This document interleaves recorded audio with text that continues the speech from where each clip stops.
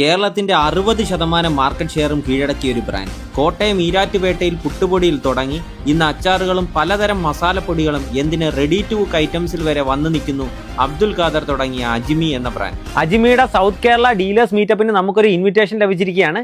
Come on.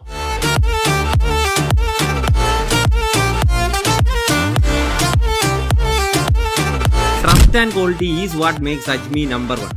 ഡാൻസും പാട്ടും ഒക്കെ ചേർന്ന് അടിപൊളി പരിപാടിയായിരുന്നു അകത്ത്. ഞങ്ങൾ ഇവരിൽ നോട്ട് ചെയ്ത ഒരു മെയിൻ കാര്യം ഇവരുടെ സ്റ്റാഫിനോടുള്ള സ്നേഹവും ഡീലേഴ്സിനോടുള്ള കമ്മിറ്റ്മെന്റുമാണ്.